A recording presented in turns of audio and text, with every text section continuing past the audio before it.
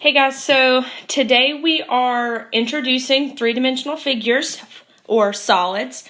Everything we've dealt with this semester pretty much up until now have all been with two-dimensional figures that are flat. So, pentagons, hexagons, obviously triangles, parallelograms, quadrilaterals, etc. The list could go on and on. You don't necessarily have to make a list, but when you think about two-dimensional shapes that are flat, the things that make up those shapes, their parts are sides and vertices. So any two-dimensional shape obviously has angles, and in order for it to have angles, it also has to have sides. So now when we extend into three-dimensional shapes, we essentially add an extra layer where we have faces that are made up of two-dimensional shapes. So all of our solids can be made up of either flat or curved surfaces. You'll see curved surfaces like in spheres and cylinders. All right, any flat surface is called a face. The edge is where two faces meet. And then obviously the corner where all of the faces meet is called the vertex. Okay, so now we've just extended from only flat surfaces into multiple flat surfaces connected by edges. Therefore, we have a three-dimensional solid. Okay. All right, so in the same way that you name two-dimensional shapes by how many sides they have, three-dimensional shapes are also named by properties generally of their base. So if we have a solid that has two congruent bases, you can see those are highlighted like top and bottom, and then every other face is a parallelogram, that by definition is a prism. Okay, and we'll get into kind of naming those in a minute, but you always name a prism by its bases. So for instance, in this case, if the two parts that are congruent are triangles and those bases are triangles, we would say that that's a triangular prism. Okay.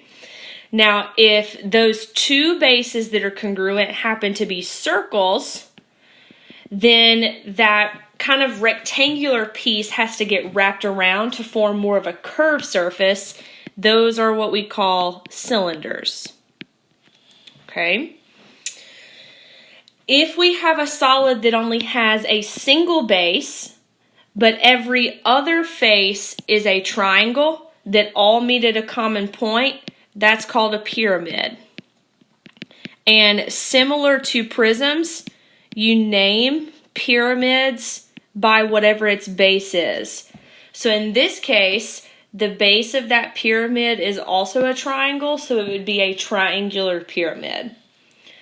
All right, and then kind of along those same lines, if our base happens to be a circle, we still kind of have a wraparound part that looks similar to a triangle that meets at a top vertex. That's called a cone. Okay, and then obviously spheres, we should all be familiar with what those look like. They're just spheres. All right, so we're not going to do these in stations so much as just kind of talking through them together. So for the first, well, really for all of these, it says highlight the base of each figure and then name that figure. So the first two have already been done for us. So notice the base here is a pentagon, and it has another congruent pentagon at the top. So if those are our bases, and every other face is a parallelogram, generally a rectangle, then that means it's a prism, and it's a pentagonal prism. Now, one thing to point out is like in this case, the bases happen to be on the bottom and the top, but you could also take that prism and rotate it so that the bases are front to back or side to side.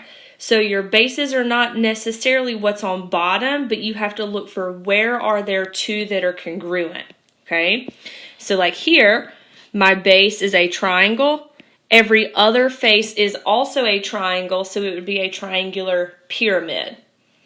All right, so for instance, in 3, I can tell that I have a lot of sides that are rectangles, which definitely means it's a prism, But if you'll notice in this case, your base is actually kind of front to back. And your base in this example happens to be a trapezoid. And there's a congruent one at the back. So we would call this a trapezoidal prism. All right, number 4, obviously, a sphere. All right, for number 5, I can tell by those markings, congruent sides on all 4 edges would mean that that's a square. We don't necessarily know that the other faces are also squares, so we can't say it's a cube, but you can definitely say that it's a square prism. We would need to know that all sides of all faces were the same in order to say that it was a cube. All right, for 6, my base is a circle. Everything else looks similar to a triangle, so that means it's a cone. All right, for 7, we definitely have a pyramid. In this case, our base is a rectangle. We have 2 sides that are longer, 2 sides that are shorter. So a rectangular pyramid. All right, number 8 would be a cylinder. Our bases are obviously the circles at the top and bottom. All right, for number 9, similar to number 3, even though your trapezoid looks slightly different, you still have a trapezoid kind of front to back. So this would also be a trapezoidal prism. All right, for 10, definitely a pyramid. But in this case, I can see that all of the sides are the same. So congruent edges on the base, which means it's a square. So square pyramid. And then I'm going to leave the rest for you to kind of work through on your own. You can obviously go check your answers on Schoology, okay? All right, now, station 2. This is something that isn't really necessary. There ends up being kind of a cool relationship between the number of faces, vertices, and edges. I can guarantee you this will not be on your test and or final, so I'm going to skip that. Feel free to look at the notes yourself on Schoology if you're interested in that, but we are not going to worry with that today, okay? All right, now, originally, Ms. Bagwell and Ms. Wright wanted you to use Play-Doh for this next station. Obviously, that's not really feasible to do today, but what I have found is a website using GeoGebra, and I've linked this to y'all Schoology as well, so if you go click on that link for cross sections, you can see the same thing I'm looking at. And what it does is it's going to allow us to look at what it looks like when we cut a solid with a plane. So anytime we take a 3-dimensional figure and we slice it with a 2-dimensional plane, what we get is a cross section.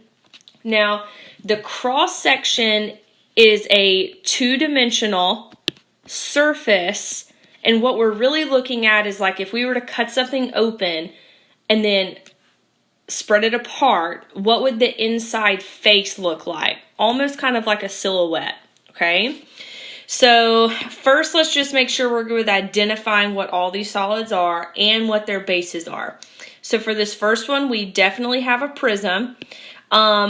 We don't necessarily know that these bases are squares. We could also even say that this is our base, or we could say that the front is our base. But in any case, these are all rectangles. So this would be a rectangular prism. And our base shape is going to be a rectangle. Okay, actually, we'll use the bottom one. All right, so base shape is a rectangle. All right, so over here on our website, then I'm going to click rectangular prism since that's our first one. All right, so first they want me to draw a cross section if I were to cut parallel to the base. All right, so even though our prism is turned a little bit different than the one that's on your paper, we still have rectangular faces for all of those, so our shape is still the same. Now, parallel to the base is like how our plane looks right now. So, you know, obviously I can adjust it up and down. I can kind of move it rotate side to side. But the thing to notice is that anytime I'm cutting parallel to the base, regardless of where that plane is cutting, your shape should also be a rectangle.